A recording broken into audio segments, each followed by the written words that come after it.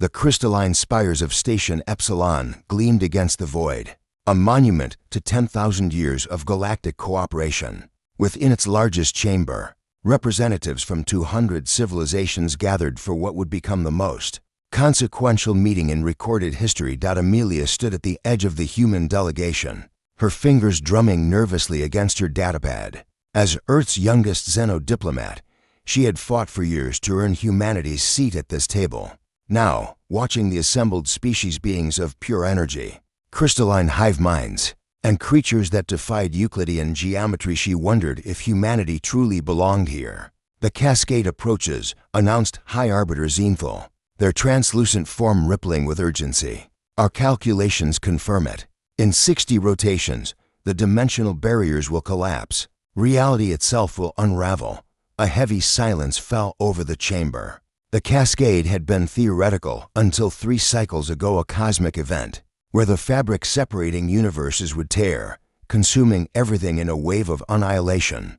The galaxy's greatest minds had searched desperately for solutions, but the mathematics remained immutable.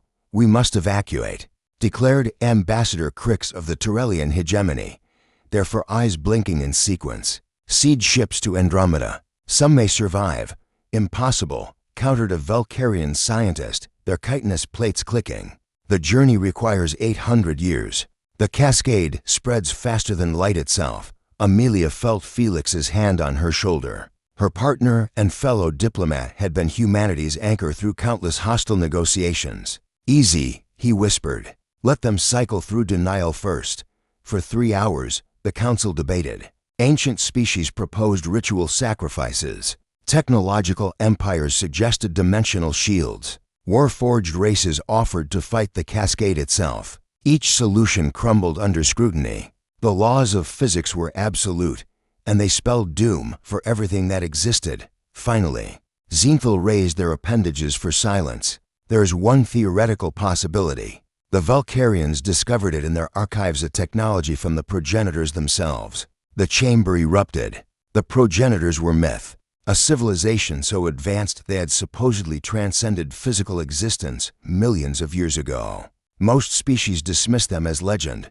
"The resonance engine," Zenthal continued, projecting a hologram that hurt to perceive. "It can theoretically stabilize dimensional barriers by harmonizing quantum frequencies across all realities simultaneously. But it requires something we cannot provide, a species capable of paradoxical thinking." "Explain," demanded Ambassador Crix. "The engine must be operated by minds that can simultaneously hold contradictory concepts as equally true. Logical species cannot do this. Their processors reject contradiction. Emotional species become paralyzed by the cognitive dissonance. The progenitors possess this ability, but they are gone." Amelia's breath caught. She glanced at Felix, seeing her own realization reflected in his eyes. Felix stood slowly. "Humans can do this." The chamber fell silent. 200 species turned their attention to the humans, the newest, most primitive members of the council. The species that had nearly destroyed themselves with nuclear weapons before achieving spaceflight. The species most others considered barely civilized. "Preposterous," Crix scoffed. "Humans have been spacefaring for barely 2 centuries. They lack the neural architecture." "No," Amelia interrupted, her voice steady despite her racing heart. "We have exactly that architecture. Human consciousness evolved to embrace paradox. We create art that is simultaneously beautiful and tragic. We hold hope and despair in the same moment. We believe in both fate and free will. Our entire philosophy, our literature, our science sits built on holding contradictions without resolution." She pulled up her datapad, fingers flying across the interface. "Schrodinger's cat, wave-particle duality, the ship of Theseus. We've built entire fields of thought around paradox. What breaks other species' minds is how humans naturally think."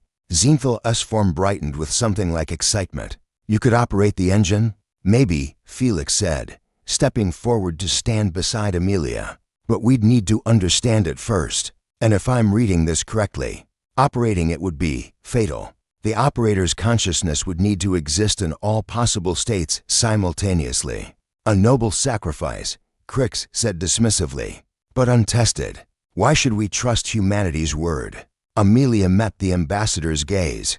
Because we're the species that sent music into space on a golden record, hoping someone would hear it. We're the species that keeps trying to understand why we exist, even knowing we might never find the answer. We're the species that believes we can matter, even in an infinite universe. She took a breath. You're right that we're young. We're right that we're primitive by your standards. But maybe that's exactly why we can do this. We haven't optimized the paradox out of ourselves yet. The council debated for another hour before reaching a decision. They would attempt the engine with human operators. Amelia and Felix volunteered immediately, two minds trained in diplomacy, practiced in holding opposing viewpoints, comfortable with uncertainty. The engine was ancient, recovered from a dead world at the galaxy's edge. Its surfaces seemed to exist in more dimensions than should be possible. As Amelia and Felix approached it, they felt their thoughts beginning to fragment and multiply. "Ready?" Felix asked, taking her hand. "Absolutely not," Amelia replied, smiling. "Let's do it anyway." They placed their hands on the engine's surface. Reality shattered and reformed around them. Amelia existed in every moment simultaneously, past and future, living and dead, successful and failed. The contradictions should have torn her mind apart, but instead, she embraced them. This was what humans did best: survive the impossible by refusing to accept that it was impossible. Felix's consciousness merged with hers, to paradoxes creating harmony from chaos. Together, they activated the resonance engine. Across a trillion realities, dimensional barriers stabilized. The cascade stopped its advance, held back by two human minds willing to exist in contradiction forever. In the council chamber, Zinthal watched the readings stabilize. "Impossible," they whispered. "They're holding it. They're actually holding it."